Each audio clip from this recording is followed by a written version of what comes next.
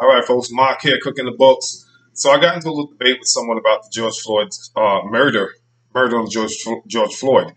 And you know, look, I'm not naive.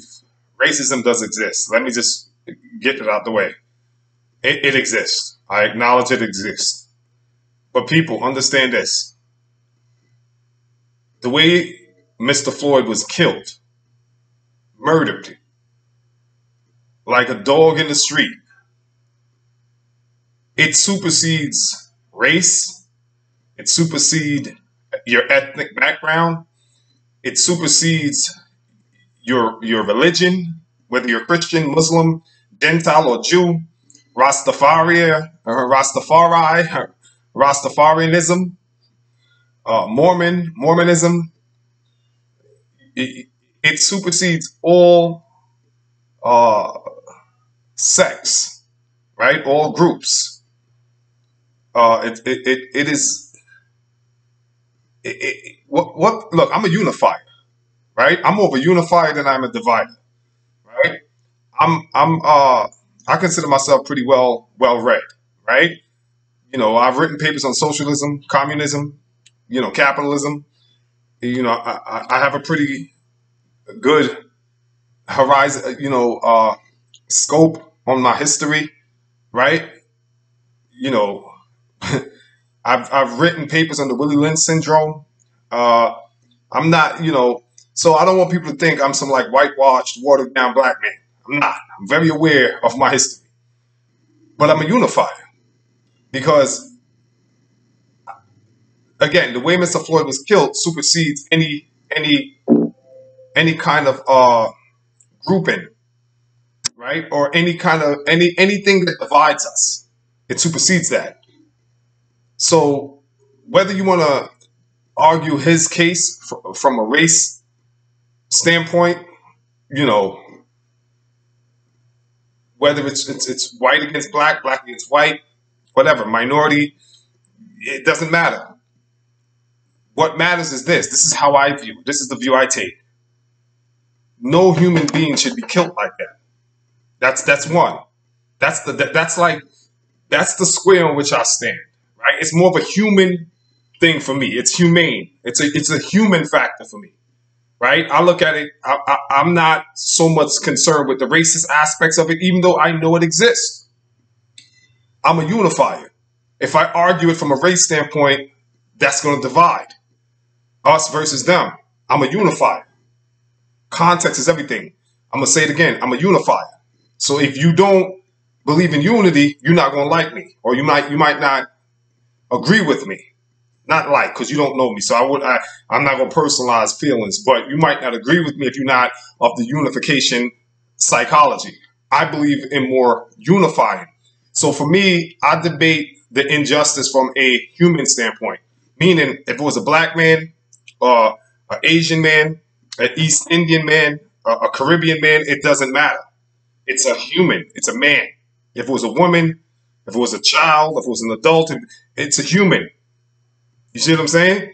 I'm not going to get into the grouping, the labeling, because at the end of the day, we all belong to the human family. We all belong to that human fabric, the human chain.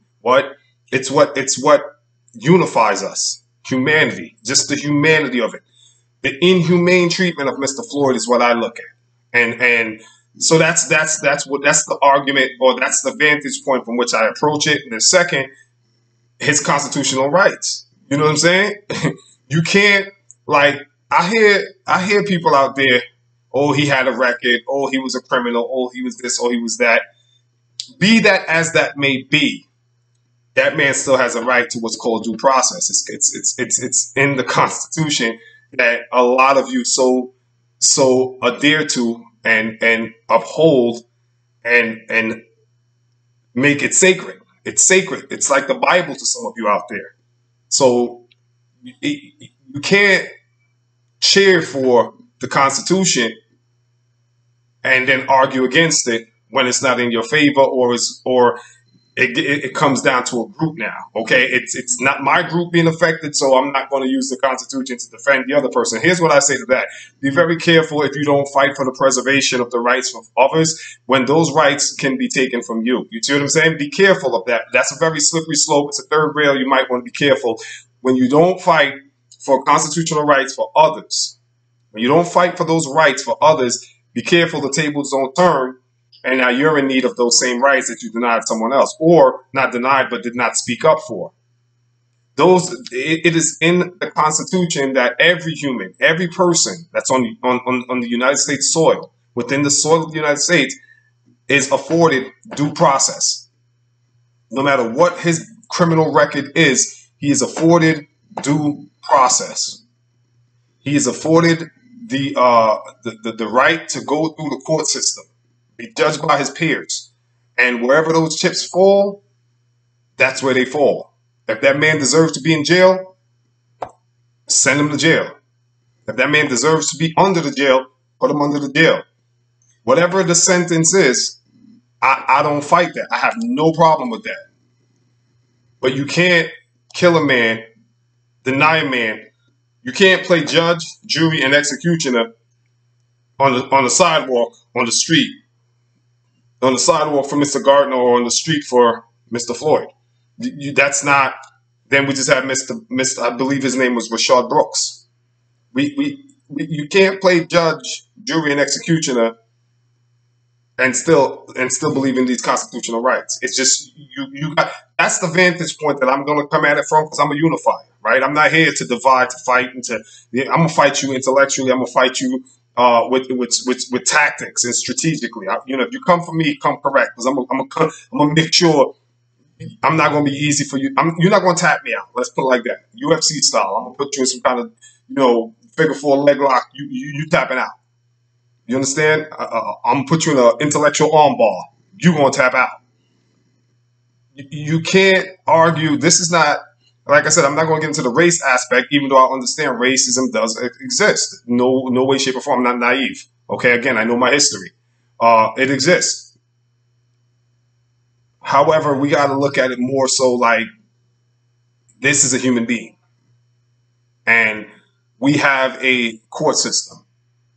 Because I hear the other side, they're all throwing, oh, he has a record, oh, he has a record, oh, he was a criminal, he did this, he did that. That's what they do. They try to tarnish your reputation or bring up the unsavory aspects of your character. No one is defending that. No one is defending what he did wrong. All of us have unsavory characters. All of us, without exception. All of us have some skeleton under our bed, in our closets, somewhere tucked away we want no one to know about. Some shame, right? So no, I'm not here defending this man's record. I don't know him. And if he's wrong for his criminal activities, again, put him through the process. Let him go through the process. It's called due process. So no one's defending his record. But I will defend his right to have his fair day, his day in court. I will defend his right not to be kneel down on his neck for 8 minutes and 46 seconds. I will defend that. That's again. I mean, this is not one of those despotic, tyrannical government system that we live under. That's not, you know what I'm saying? In those regions or those countries, obviously the laws are different. You live under tyranny, and you protest, you disappear. There's different. I understand, but this is United States, and last time I checked, there's a constitution, and there's amendments, the preamble, and all of that's good stuff, right? So my thing is, be careful that you fight against rights that are afforded to people, because God forbid those tables turn, and now you are the one hoping someone else will speak up for those rights that will be in your interest or behooves you. Till next time, peace.